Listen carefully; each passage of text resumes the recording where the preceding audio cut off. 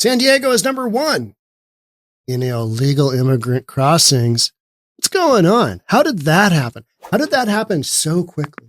It went from the Tucson sector and the Del Rio sector and in Texas to all of a sudden, San Diego bringing in the numbers. Let's get into it. Here we go. I've been talking about this for a while. The numbers in Texas are way, way down. You've got the whole Greg Abbott. He's just razor wiring up that whole border, right? He's just going to town, whether or not Supreme Court's on his side, whether or not the appellate court, the appeal court is saying, go closed. You know, we've got this Senate Bill 4 that would allow Texas to basically do what it's doing already, which is having its own law enforcement arrest illegals if they come into the country illegally and let their own law system, their own judges deport them, get them the F out. If the federal government is going to do the job, Texas will. So that is clearly pushed. And I've talked about this. It's a no-brainer to kind of watch it happen, but it has pushed, you know, the migrants further to the west and away from Texas. So now California, now San Diego, because California, pretty darn blue, right? Arizona, it's not sending anybody back, you know, across the border. So with Texas pushing everybody, California, it's going to take up the slack. We'll just have to see how that goes. Jaw-dropping number of migrants arrive in San Diego in a single week as officials reveal 7,000 illegally crossed, as photos show them sleeping in airport bathroom. Yeah. I blame that on San Diego. We're sanctuary city. Bring them all to us. Okay, well, now we are. Now the cartel is San Diego and, you're next, the Tucson sector, and then New Mexico. They are going to get some numbers. They are going to get some numbers. And on top of this, what you've got going on is the government of Mexico they're doing a number right now. They are on board with, sending some people back further, deeper into the southern ends of Mexico. They're basically taking them a step back at each point and just making their journey. They're on kind of this conveyor belt, right? They're on this hamster wheel. Okay, we're getting a little forward. All right, we get all the way up to Mexico City. Oh, then we got to go 6 hours back. One of those deals. That's what Mexican authorities are doing. So 6,997 migrants from 70 countries arrested by U.S. Border Patrol in San Diego sector. The area saw more apprehensions than anywhere else in the nation last week. We've been talking about this. This is inevitable to have happen. Now, it's not to say that all of them are just hanging out in San Diego. It's not going to impact San Diego like that. But because same thing in call it Eagle Pass in Texas, you get 22,000 illegals come across the week before Christmas. They don't hang out in Eagle Pass after that because it's close to the border and they don't want to get busted again. So they want to get the heck out of Dodge. They want to go somewhere further north. Same thing with San Diego, but they know that border protection in San Diego is just going to escort them to the nearest migrant facility, which in San Diego is closed, ran out of funding. Yeah. So that's added just a little bit of twist to this story. Some went to the airport to sleep in bathrooms in lieu of any migrant shelter because the migrant shelters are closed. Yeah. San Diego saw a staggering 6,997 migrant encounters in just 7 days at the start of April, and an alarming indicator. This is alarming. I have concern. Indicator of the worsening border crisis. The number is around the same as other sectors normally see in an entire month. Well, San Diego is popular all of a sudden, right? Everybody wants to go there because in Texas, those bastards are sending people back into Mexico. Oh, they're deporting people. It's horrific. It's terrible. Right? I mean, Texas is just doing the Lord's work. We'll see how long that goes, right? What I find so interesting is that the federal government's argument is Texas and their razor wire, they are making it so that we, the feds who are responsible for protecting the United States soil from intruders from other countries, they're not allowing us to do our job. That's what the feds are literally saying. Texas, by protecting the border, is not allowing Customs and Border Protection to do their job, which they weren't doing originally. And that's why Texas took over. So you got this whole, what's going on? What are we doing? What is happening? Well, unfortunately, I'm not surprised. San Diego County Commissioner Jim Desmond told Daily Mail Thursday, Texas is clamping down and other areas are clamping down. And the Mexican government is clamping down. So, hey, let's go to Tijuana. Let's go into San Diego. Because Cali doesn't give a rat's ass. Bring them in. Sanctuary city, sanctuary state, virtue signaling. Bring them all in. It's all good.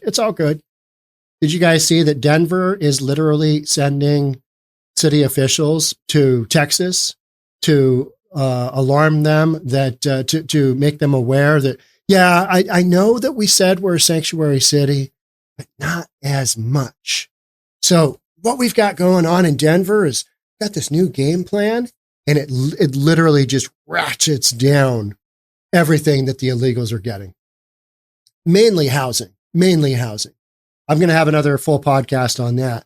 But so in the meantime, Denver is sending, and New York City and Chicago have done the same thing. Send everybody down to Texas and let them know that when the illegals come across the border, that they can't come to our place and expect it to be the same. Because I know we did all that blue city, sanctuary city virtue signaling, but yeah, we've done an about face on that. We've done a 90-degree turn because of this little thing called a budget. Weird. You didn't think that one through on the front end? You got millions of people coming across the border, and now some of them are getting a bus ride to your community. And originally you just thought this is going to be the greatest thing ever. And now it's not. Shocking. I'm shocking that you came to that conclusion, that other Republican and Democrat cities across the United States have been sitting in from the outside going, that's not going to work out all that well, including this channel in its entirety. That's not going to work out all that well. And it hasn't. And Denver is now, no, you get a 24 to 72 hour stay in one of our shelters. That's all you get. And then out you go. We'll get you a ride to some other city. No, Denver is, like Chicago and like New York City, has recognized and realized, our virtue signaling, it's biting us in the ass. Oh, ouch. That's not good. Let's do something else. Okay, here's the game plan. The game plan is basically acting like a non-sanctuary city. Yeah. But, we knew how this was going to go, and now it's happening. Here in California, they're allowed to walk in unimpeded because, state authorities in California, they're not even there, right? Got a little bit of border protection, and they're basically just acting like Uber drivers. Which migrant shelter can I drive you to? And then, when there aren't any, they're getting dumped on the streets of San Diego. They try and dump them close to, some of these NGOs that are going to, okay, now you can go over to wherever and, go stay there, but you can't stay here. We ran out of money. Shocking. It's concerning. So the San Diego sector, which includes most of the Southern California border with Mexico, except El Centro and Calixico. Is that how you pronounce that? Calexico. Whatever. That word has been seeing high number of migrant crossings in recent weeks, between 6,000 and 8,000. Now, some of these numbers get the Chinese nationals flying in. Yeah, they can fly in from Ecuador, from Quito. They can fly into Tijuana, because the Chinese don't have to have a visa permit to get into Ecuador. And then from Ecuador to Mexico, fly all you want. Not a big deal. They gotta fly their way there. But then once they get to Mexico, the world is their oyster and they're just going to get right in. What makes the April 3rd through 9th numbers so significant is that they were the highest in the nation, even beating out number 1 Tucson sector. I said that was going to happen. I'm literally going to pat my, self on the back.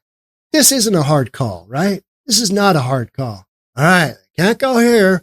Where are they going to go? Oh, they're going to go over here. They're going to go up here. They're going to go over here. Yeah. So that's what you got going on. I'm sure long term it'll be fine. You know, San Diego, let's take a few million illegals. It'll be all good, right? Right? No? You're saying no? According to the latest figures released by the Fed, San Diego has been the third busiest, but that could be changing, I think. Tucson has been the number one sector for migrant arrivals since July of 2023, but numbers have been dropping. Adam Isaacson of the Washington office at Latin America said, yeah, we got a few pictures. All right, there's the border wall. There's Customs and Border Protection. Yeah, you got the white van. These guys are lined up. They're ready to go. So, and what you've got is, it's about an hour east of San Diego. That's where all the crossings are happening. And literally the Mexican government is setting up some kind of outposts, and they're, you know, trying to push back on the cartel, bringing folks in a little bit.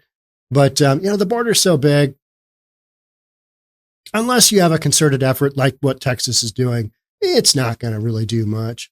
While 1 week's data is not enough evidence to go by, it is possible that San Diego may be supplanting Tucson as the number one section. With so many migrants entering the country through SoCal, migrants who are vetted by U.S. Border Patrol are being released onto the streets. Now that is, that should be alarming, because they're just literally just boom onto the streets.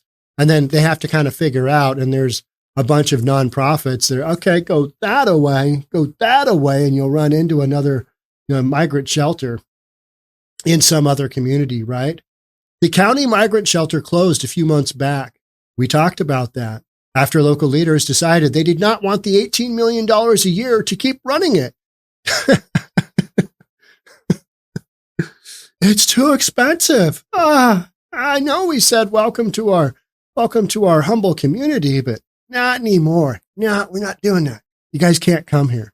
So that's literally what you've got Denver doing right now, and you've had New York City, and you've had, you know, any of these cities. Oh, geez, this is expensive. We had no idea, because we didn't plan for any of this. We just stood up there on our podium and said, we're blue, we're Democrat, bring all your illegals to us. We can handle it. And now we can't. So we got to go back on our word. We're not too bright. We can't figure it out. We can't run a budget. So therefore, don't send us anymore. That's what they're doing right now in real time. It was costing us at that point in time about $1.5 million a month to basically be their travel agent. Border Patrol was their Uber, bringing them to those drop-off areas. And then we were their travel agent, Desmond quipped. Yeah, that has been what the southern border has been for all of the Biden administration. That's what we've had. Texas, with a little bit of pushback since 2022, got Operation Lone Star. And we'll just have to see how that one plays out. But now you've got all kinds of other states doing the same thing. I forget what the count is. It's up to 20 something who are trying to make it illegal so that their own law enforcement can kind of handle, hey, out you go, back to whence you came. So without the local shelter, migrants are either being let loose at a transit station or at the airport by the feds. Isn't this crazy? It's like, these are people that have come into the country illegally. I mean, we, you know, tax-paying citizens with United States passports, you know, we can't get on a plane ride without all that documentation going through multiple steps. But these migrants, oh yeah, they can. Just, you know, did you get your jab? Did you get your jab? Did you get your jab? Well, the migrants have just been coming in by the millions. No jab needed. How does that work out? And then one of the biggest impacts that we're going to see is that competition for entry-level housing. So now you're going to have millions, 11 million, we think? 11 million immigrants. Some of those are going to be, you know, living with family, whatever. But now they're competing for entry-level housing across the United States with all the other socioeconomically depressed areas of the country and their citizens competing for the same housing inventory. How do you think that's going to go? That's one of the long-term factors that I think nobody has thought this through. All right. So 11 million people, they got to live somewhere, right? Got to live somewhere. So they're going to be in the United States. They're going to take down XYZ number of housing units. How's that going to work out for everybody else in the United States that's already on welfare? It's already on food stamps. It's already got subsidized housing. It's got all that stuff. People with 14 children by, 12 different daddies. Those kind of folks. How's that going to impact them? Well, I have concerns. Yeah, it's not going to be good. There's just no way. The math doesn't make sense. It's kind of like, it's going to cost us $1.5 million a month. We don't want to pay it. Before you did all that virtue signaling you did, what happened? What happened? Accountability is what happened. We've got a budget deficit of $250 million. Can't keep losing 1.5 a month. Not feasible. Right? The biggest burden here lately has been our airport. Luckily, a lot of them are flying to other parts of the country. But we're a tourist community. People come into San Diego. They see all the people sleeping there. It looks bad, the commissioner said. These folks sleeping at the airport, that would be the least of my concerns, right? Because they're shuffling in and out. We just can't sustain it. We can't manage the numbers that are coming here. At some point in time, every one of these virtue signaling Democrat cities that said, we are a sanctuary city, they will all go back on their word because they can't afford it. They can't afford it. Yeah. The cities and states that are doing well enough to probably afford it, Texas, Florida. Yeah. And they've got a little pushback on this whole thing, right? Migrants have been known to spend as many as 5 days crashing at the airport while they wait for a flight out of town, Desmond added. Like other border communities across the country, San Diego's airport does not add extra flights simply because there's a spike in migrant crossings. They don't have the manpower. They don't have the personnel to do that. So oftentimes there aren't available seats to fly out, or migrants with limited means wait a day or two until ticket prices drop, and then they can afford to travel to their final destinations. Last month, an image of a migrant sleeping underneath restroom sinks at the airport was shared by a local conservative talk show host. Yeah, because you closed the migrant shelter and you are going back on your whole virtue signaling deal. Yeah, that's why they're hanging out there. They've got no place else to go. You told them to come, they came, and now you're backing out. Yeah, that seems to happen a lot with these virtue signaling programs, doesn't it? Yeah. Come to our. Oh, wait, stop. No, it's expensive. Yeah. My photo at San Diego International Airport this morning, men's restroom near TSA, gates 5 through 10 in Terminal 1. Homeless transient or asylum seeker, maybe a newcomer, who was asleep under the sinks next to the urinals. Common all over with surge in migrants dumped in San Diego, tweeted Mark Larson. The most recent weekly figure does not include the migrants who entered the U.S. legally with Customs and Border Protection 1 appointments at the San Ysidro point of entry between Tijuana, Mexico, and San Diego, California. So you have literally you've got thousands coming that way as well, right? So the federal government, with their 1 program, has set up a deal where if illegals log in on this 1 app, and if they get a sponsor to come into the United States, they provide a way to get themselves here, whether it's airplane, walking, whatever it is. Once they get here, they will be taken in, and at the border crossings, at the legal border crossings, they can basically stand there and they'll be taken in, and they don't have to rush across the border or anything. It's, hundreds and hundreds of thousands have come in that way as well. It's the legal way for them to come in. It's about the same end result, which is, we take down their name, we run it through a database. It has just a fraction of the people in it that it needs to have. And then we, assign them a court date down the future, maybe as late as 2031, and then let them go into the United States. Yep. Just let them go. Let them go. It's fine. It's all good. They're good people. I mean, for the most part. For the most part. How about the bank robber, the 20-year-old bank robber from Venezuela, who used his cell phone, his app he didn't speak any English, went in to rob a bank, and he used the app on his phone, the conversion from English to Venezuelan and back and forth. He used that to communicate the bank teller, and then later with the police. Yeah, what's up with that? No speak English, no English, no English. And Customs and Border Protection. All right, yeah, we're just going to let you go in the United States. We know you tried to rob a bank, but we believe in you. You're a good person deep down. At least 77,000 migrants have entered Southern California that way from October to February. Okay, that's the Customs and Border Protection 1 appointments. 77,000. Just being overrun with numbers here.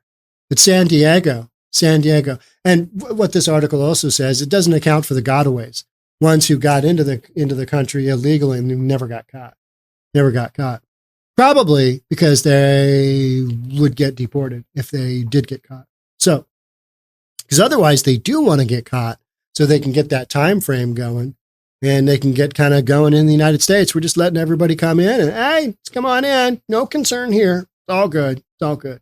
San Diego to be the numero uno moving forward. I think that's going to be a thing. Maybe it goes back and forth with the Tucson sector. But you're not going to see, I don't think, huge numbers down in Texas. You're just not going to see that because they've already pretty much delineated, hey, this border crossing that you once knew as just this open sieve of just come across. No, we're not doing that anymore. We're going to, we've tightened up our processes. And if you come here, we may deport you. Our state troopers are going to arrest you. Our local judges are going to see what's going on. And the federal government has a responsibility to protect the borders and send people packing. But because they haven't done that, I was reading in Venezuela, the media there basically carries stories on the radio saying how easy it is to get into the United States and how easy it is to get that immigration process going. We've advertised it all over the world by Biden on his first day of presidency. Let's stop building the wall. Let's do 64 executive orders, all designed to basically undo everything that Trump did during his presidency. And we don't need any more laws. We don't need any more money. You just need to enforce the laws that are already in the books with the folks you have, Customs and Border Protection. It's as simple as that. But the Biden administration doesn't want to do that. They're on a different path. They've got other stuff going on. They've got different goals. I don't know what those goals are. But yeah, it's not good. It's not good. All right. That's it for me on this one. Thanks so much for being here. I'd love to have you subscribe, do all that cool YouTube stuff, and I'll see you on the next one. Bye for now.